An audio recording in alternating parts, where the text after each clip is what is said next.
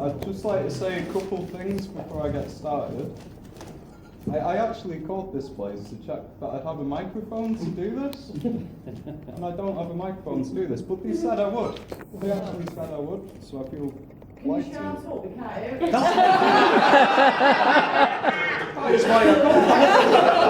Tell her to get a coat, Matt, and go. I'm sorry. I'm married this one. Yeah, sorry, can't tell the difference. No, anyway, it's not put down on that. I really wish the solo players were still here right now, playing away on their violins, because my mother wouldn't let me eat the Krispy Kreme donut before dinner. If the children weren't present here right now, I'd love to share with you all what I'd have done to that donut, but I must respect her as an authority figure whilst in public, and this as a formal event. Anything else? I'd like to apologise in advance that this won't have the same level of finesse that Julie, the registrar, is it registrar? Yes. Yeah. The registrar did at the ceremony this morning. It's so bad without my phone.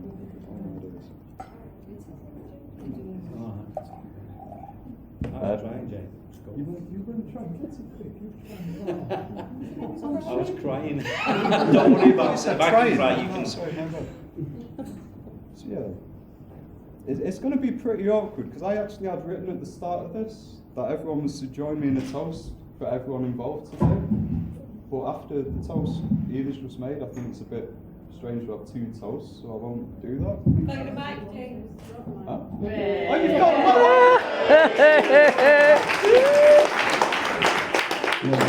Oh, that's beautiful. That sounds so much better. That sounds so much better right now. I've stopped shaking. Look at that. Now I know everyone can hear me. Wow. That's incredible what a microphone can do to a speech. It's incredible. Right, oh good, I want to start again now. One second. Carry on. Yeah, I don't carry on, but I've just shouted like the first bit, and I thought that was genius when I wrote it down. I was thinking,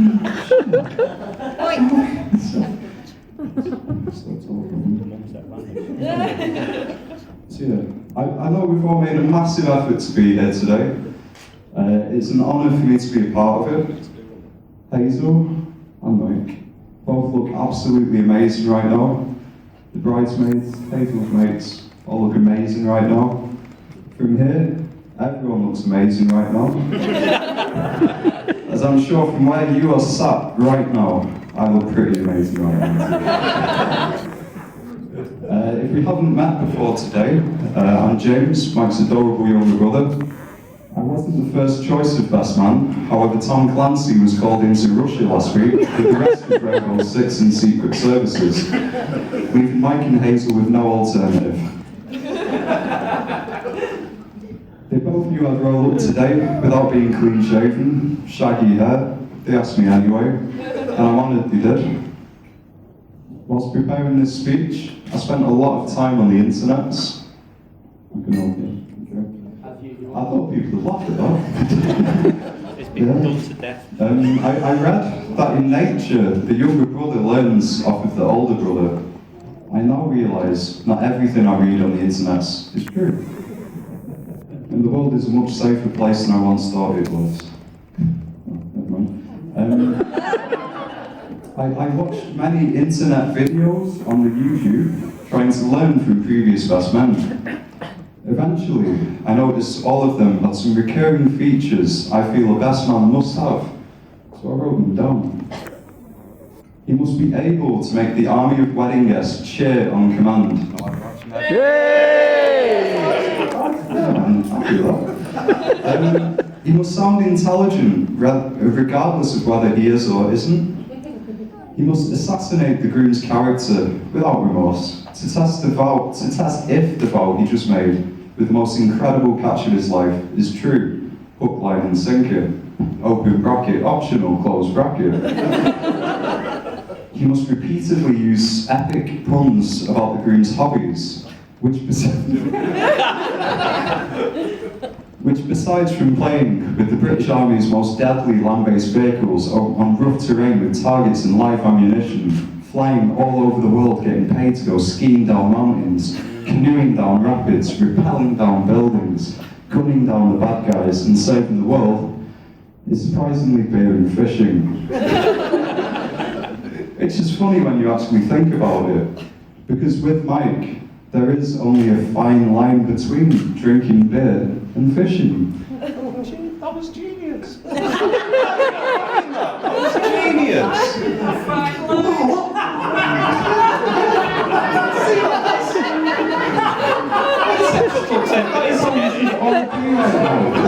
was genius. They catch on eventually.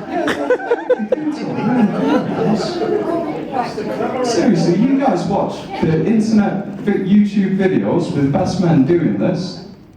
Not one of them has a line anything near comparable to that. That was genius, bro. Genius. Come on, Crazy. It's amazing. He amazes me. For instance, before the British military reeled Mike in, if he applied for a job at, say, Pizza Hut, delivering pizzas for them, they'd look at him and ask him to leave. If he applied for a job at Domino's, delivering pizzas for them, they'd look at him and ask him to leave. If he applied for a job at Royal Mail, UPS or DPD, delivering parcels for them, they'd look at him and say, "So, Mr. Davies, chocolate potatoes with mac and cheese? You've been through more cars than I have letterboxes, Mr. Davies." I'll ask him to leave. Tired and disheartened by all the rejections, Mike decided it was beneath him, and he would have more self-respect in the future because of it. He heard of an opportunity to start a career on Broadway. This is why I ask everyone to open the envelopes. If you've got your envelopes ready. I know you didn't have them ready, but if you've got them there, you're more than welcome to open them right now.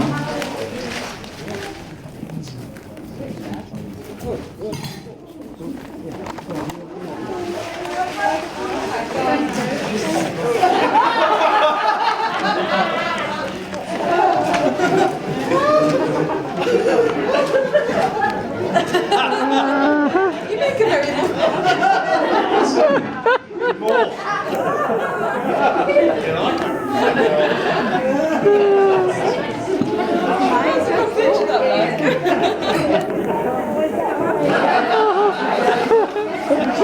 You thought they were in the bin, didn't you? Mate, I threw them out of the bin years ago, knowing this moment would come.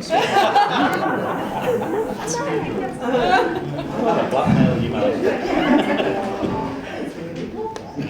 Mike was extremely popular. Mike, see what happens with your hug. He rolled about with his entourage. As you can see, there's me on the left. I've had my tattoos removed with lasers, lost a lot of weight, and have grown taller. And there's David Garrigan on the right, who, as you can see, has now lost all his hair and is much shorter.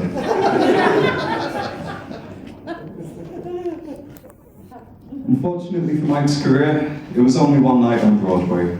With no alternative or useful qualifications, hope or desperation, Mike decided to join the Royal Marines. He aced the physical and failed the IQ test. Unable to join the Royal Marines, Mike's second choice was none other than, I won't even say that, was the Queen's Royal Hussars. Show some respect for the Queen, guys. Come on, it's the Queen's Royal Hussars. Huzzah! Okay, that's better. Alright. But he feared. He feared that if Pizza Hut wouldn't let Mike deliver pizzas for them, they wouldn't let him in. He feared that if Domino's Pizza wouldn't let Mike deliver pizzas for them, they wouldn't let him in.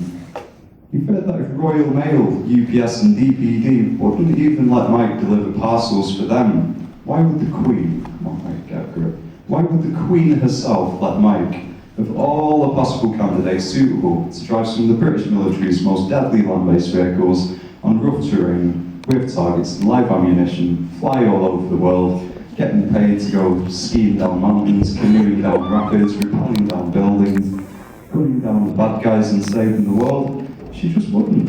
It defies logic. But Mike never understood logic, or its purpose in the universe. And applied anything. Before the interview, they asked him for a physical, he passed. They asked him for an IQ test, somehow he passed. They asked him for a photocopy of his passport and driving licence. He sent them his passport and driving licence. He passed. They asked him for a brief statement about himself. He wrote, "I have brown hair and bushy eyebrows." He passed, gold star, smiley face. They asked him, it's pretty standard, they asked him if he had any unspent criminal cautions or convictions, which he passed. They asked him if he'd ever killed a man. He said he nearly killed his one and only younger brother 3 times while we were younger, but never managed to get the job done. He passed. Luckily for Mike, trauma has blocked those memories from being shared tonight. However, after the thorough vetting process by the British military's finest psychoanalysts, they eventually asked him for an interview. He passed. Now, Domino's Pizza, Royal Mail, UPS and DPD are all gagging for Mike, and they are beneath him. Because of it, Mike now realises he's more than capable of greatness. Today, in my opinion, is Mike's greatest feat. Before today, Mike's greatest feat was convincing Hazel to agree to it. And in all honesty, I can see why she did. Just seems like to go so well. It's not good at all. Yeah, and in all honesty, I can see why she did. Everyone knows Mike to be a helpless romantic. He's always got more and more love to give. And he keeps on giving and giving. So when I was browsing the Amazon for wedding gifts, this one book, Kama Sutra, knowing Mike's unwillingness to read literature, I figured Hazel could read it and simply tell Mike what to do and show him the pictures.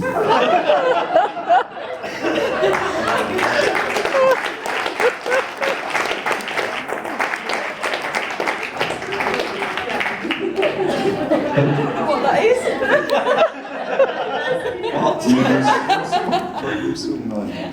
Just open the first page. It might be an inappropriate gift now, but marriage lasts a lifetime. And reading a back cover of this book, I think it will certainly come in handy in the long run. I don't have much words of advice for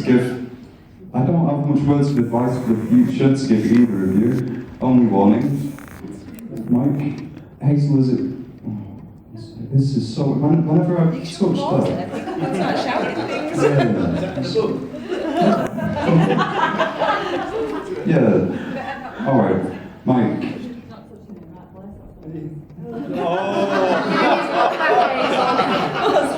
There's always one, James. There's always one. It's always a. If this was a darkened room nightclub sort of comedy show, I'd be slaughtering you right now. No respect, this is a wedding. You're not mine. You're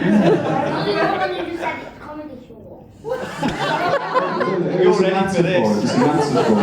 You'll learn about them next year. It's a metaphor. Anyway, Mike, Hazel is much smarter than you are. Though you are a physically superior being in every way besides aesthetically, your physical strength and stone-cold predatory instincts will get you nowhere with this one.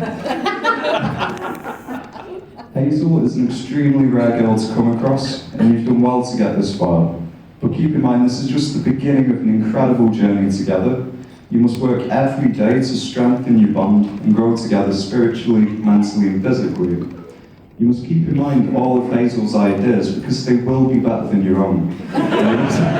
And you must continue to treat her like you do, which is like you love her, which is pretty rare in a lot of guys nowadays. And I think that is why Hazel's actually gone through with this. Well, it's not. Yeah. No, I'm with you.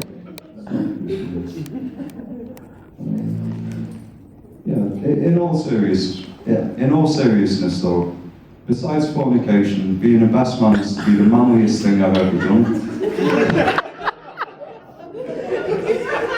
I'd like to thank both of you for giving me the pleasure of doing it. I'd like to apologise if I've seemed distant today, because I've written the majority of content during the ceremony and dinner. Hazel, He's out in the back garden, wasn't you? That's right, yes, that's right. Yeah, Hazel, Mike, I wish you both all the best in the future. You have my everything I have to give, and I'm sure you'll be as happy as you are today, many years into the future. That's actually all I've written so far, but yeah, I'm just sorry my speech wasn't as long as Ian's. I always put a lot of hard work into his speech. You couldn't try. Yeah, besides from that though, let's get pissed and let's do another talk. Yeah. We do need to do another talk, so if we could all raise the glasses. This one's really just to say, here's to let me drink again. I didn't have this written down, so I'm struggling quite a lot at this point. So yeah, here's to Mike and Hazel. Mike and Hazel.